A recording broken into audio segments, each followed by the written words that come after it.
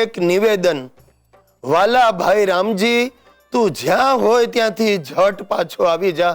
હું આરતી ઉતારીને તારું સ્વાગત કરીશ, કારણ કે તારા વગર મારા હાલ હવાલ થઈ ગયા છે.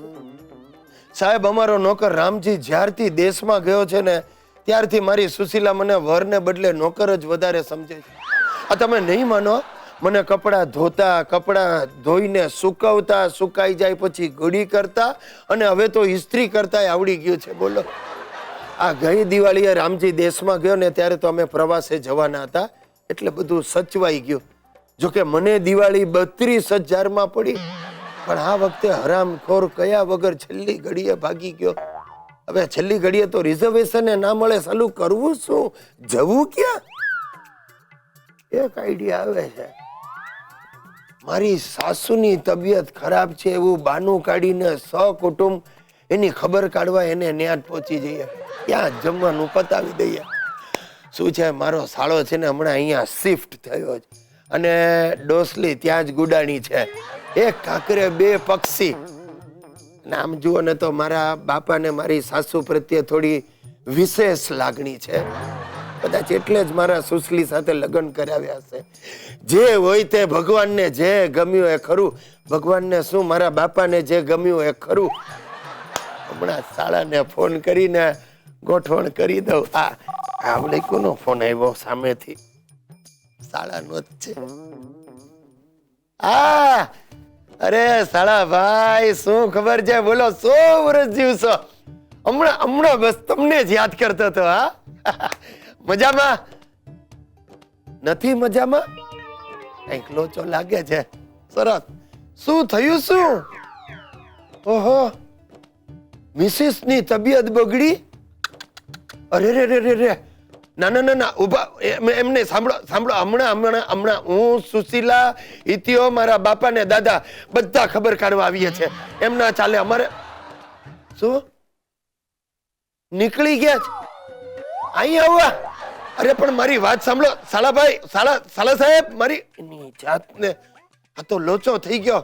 આ મારી સાસુ મારા શાળાના 4 છોકરાઓને લઈને સુશલીની ખબર કાઢવા અહીંયા આવે છે, અને 2 દિવસ આખું લંગર અહીંયા રોકાવાનું છે. દુકાળમાં અધિક માસ.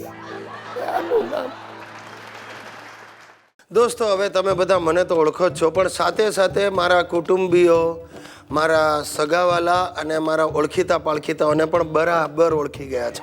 તમને એવું થાય છે ને કે મેં પાંજરા પણ ખોલી છે.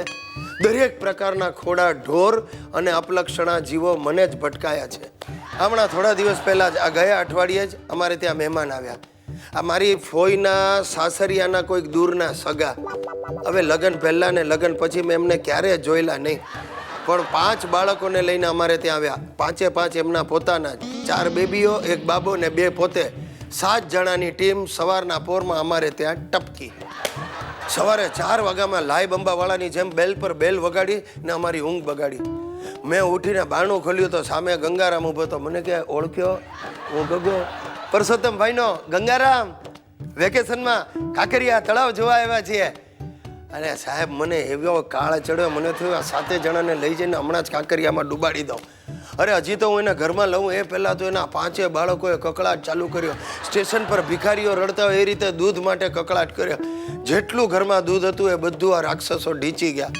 મારે સવારના પોરમાં બીજી 8 થેલી દૂધ લેવા જવું પડ્યું. હવે દૂધ લઈને હું જેવો ઘરમાં દાખલ થયો એટલે ગંગારામ કે ઓહો, દૂધ લઈ આવ્યા? તે ભાભી, આજે તો બાસુદી જ બનાવો. મારી બા કહેતી હતી કે સુશીલા ભાભીની બાસુદી એટલે માણસ આંગળા ચાટી જાય.